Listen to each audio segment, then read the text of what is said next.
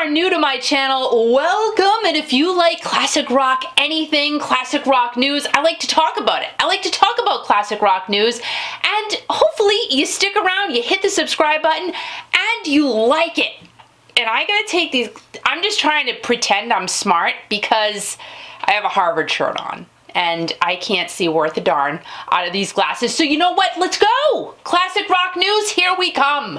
Woodstock 50, we know that thing is capuzzo, done, over with. Michael Lang, he is one of the original creators of the original Woodstock, which happened 50 years ago. And of course, it's Woodstock's 50th anniversary. So Michael Lang did his darndest to try to get a 3-day festival together to commemorate Woodstock's anniversary. It didn't happen. It just didn't. Michael Lang, he really tried. I tried. I really tried. This video is being released on Wednesday, August 14th, but for one night only on Thursday, August 15th, you can go to a theater near you to see Woodstock, the director's cut. It is being touted as the only Woodstock film. And again, one night only in tons of theaters across the US. I have no idea if they're showing this overseas or not, but I do know it will be playing in the United States. So you could try to catch that if it's playing near you, why not? So go and check that out. Roger Daltrey from The Who, he actually did an interview, it was posted on Ultimate Classic Rock. He said that Woodstock was The Who's worst gig ever. I mean, it was raining. He said the amp was loud. It was muddy. They waited hours and hours and hours to perform, and they didn't go on stage until 5 a.m. Who was awake then?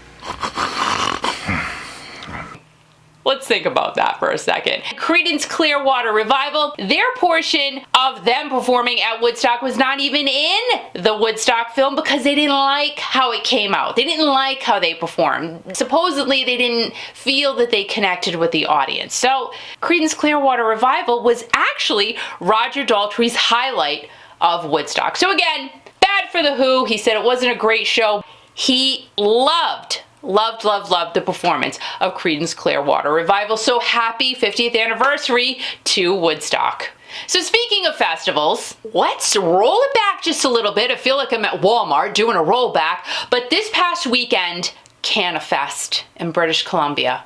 Can I just say, what a lineup this festival had. The 3 days of just pure rock and roll. Let's go down the lineup, okay? Beach Boys, Great White, Night Ranger, Vince Neil, John Payne of Asia, Lita Ford, Cheap Trick, I'm running out of fingers here, Steve Augeri, former lead singer of Journey, and to top it all off, just like you're eating a sundae, just like vanilla chocolate and strawberry topped off with chocolate syrup, then you got some whipped cream.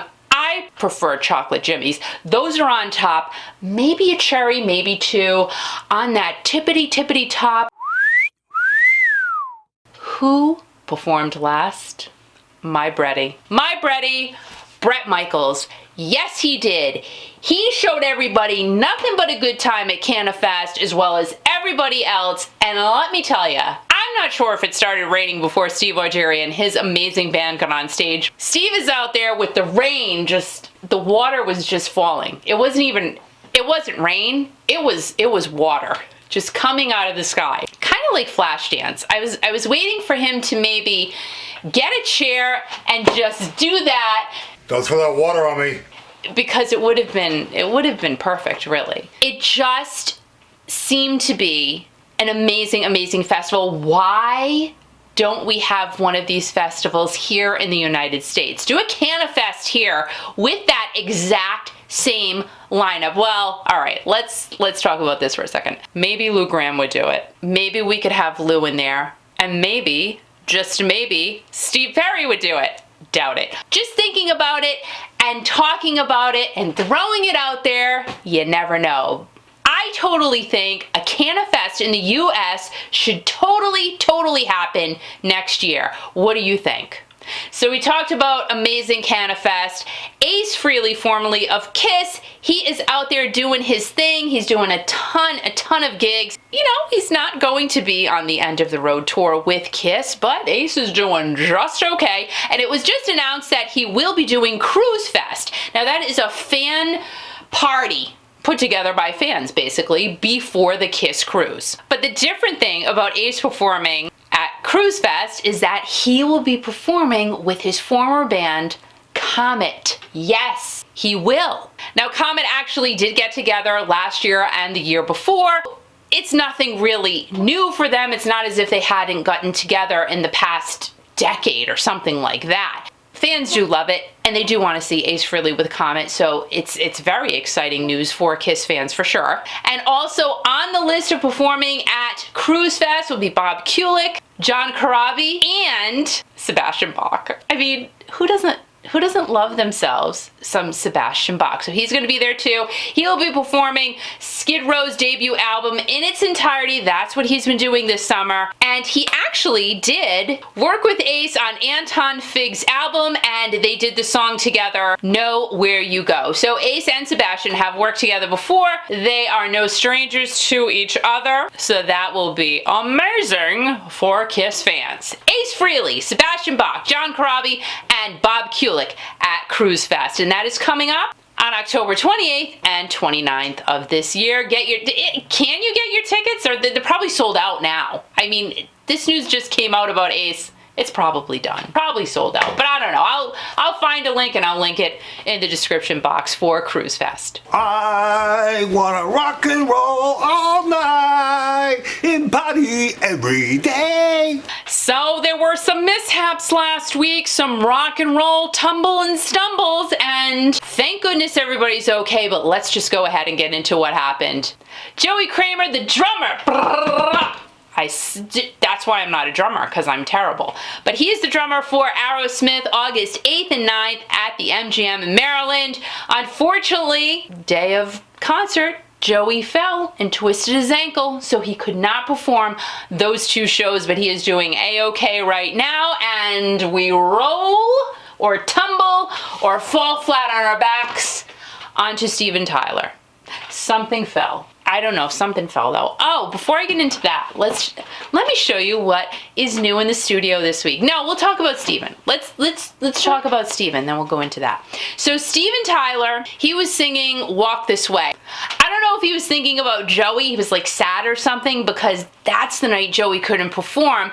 So Steve is doing Walk This Way. He's, going down the catwalk, being Steve and doing him, because he's so frigging awesome. And he's singing the song, walking down the stage, and literally, he just fell flat on his back. Flat on the floor. And he gets the microphone, and he's still singing.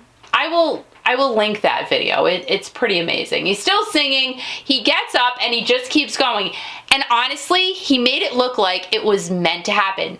I don't think he meant to fall flat on his back. I don't think that was a planned thing, but he made it look like it was totally planned, because you know what? Steven Tyler is freaking awesome. He just knows how to fall and rock all at the same time. He's fine. He's fine. So you go, Steven Tyler. Ow! New additions to my studio. I have to. So I got an Imus Ranch mug over the weekend at a yard sale, because I love yard sales. Let me turn this way. And I thought this was kind of my favorite find, I will say. It is, oh my gosh, it is so dusty. I didn't clean it. Well, I literally got it out of someone's garage. So the Osborne family keychain, and it is Ozzy. Can you see him? Oh my gosh, look at this. So it was a Christmas present. It was literally a Christmas present to someone. And they put it in the yard sale.